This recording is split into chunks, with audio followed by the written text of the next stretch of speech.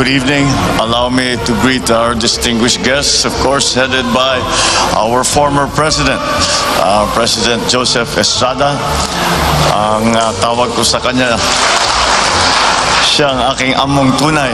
Mula nung siya'y naging Pangulo, ang tawag ko kay Pangulong Erap ay ang aking among tunay. Hanggang ngayon, kahit tayo napalaran na, boss, among tunay.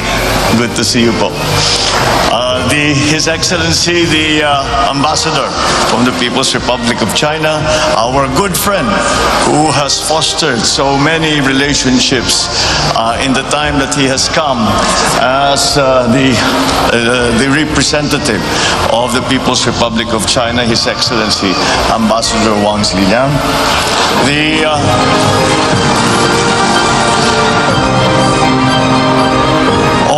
All of those of you who have worked hard in the association of the Chinese-Philippine understanding that we have tried to work on since the diplomatic ties were normalized in 1975.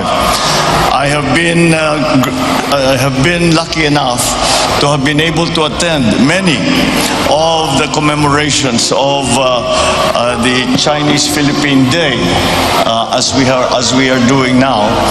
And it is because, well, certainly because, in fact, it is, in my view, a very important relationship that we must continue to evolve as the years go by and as the changes that we have seen around the world are affecting our own status within the region.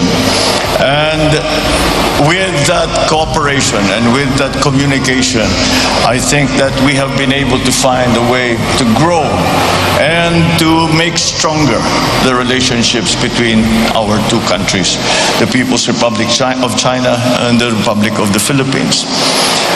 In many ways, the signing of the diplomatic agreement between the People's Republic and the Republic of the Philippines in 1975 was just a formalization or a normalization of an informal relationship that has been shown to go back at least to the Tang Dynasty. And that is how long the relationship between the Philippines and China has been going on, and this is at very many levels. And with the addition now of the addition in 1975 of the signing and normalization of diplomatic relations between our two countries, we formalized that informal relationship and added another facet to our dealings, in that we added government to government, and that has been something that I believe has been very advantageous to both our countries. And so how do I see the future between China and the Philippines? I see the future of China and the Philippines developing in many ways that maybe we do not see now. I will encourage our relationship to not only be in the very strict and formal senses of business or government to government or public and private partnerships. All of those we will encourage.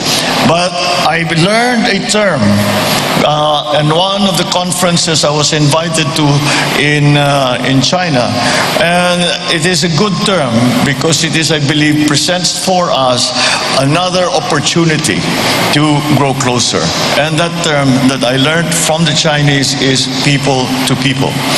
And I think that it is another place, another area, another direction that we can explore to strengthen our foundations, to strengthen the foundation of our partnership, our friendship, and so that we move forward together into the future. The difficulties, the differences we may have will be helped in every way as long as we continue trying and continue to communicate and continue to be forthright in the interest of each of our countries. I am of the firm belief that as we try to make our way in the post-pandemic world, then that each country will not be able to thrive, to survive and to thrive by itself. We have developed such a close global community, both in politics, both in diplomacy, also in business, and so that it is not possible any longer for a single country to make its own way and say that they will succeed. I truly believe that it is the partnerships and alliances that we as a country will make with our friends and allies and partners around the world that will keep the stability of our economic recovery. And I think that, again, the synergy that will come from that cooperation is what I believe will bring us forward to a bright future. And to come to the day when we can say we are beyond the pandemic crisis. We are beyond the economic crisis brought on by the pandemic. We can only do it, certainly in the Philippines, we can only do it with our partners. And our strongest partner has always been, in that regard, our close neighbor and our good friend, the People's Republic of China. So I congratulate all of us. We in the Philippines are celebrating our 124th Independence Day.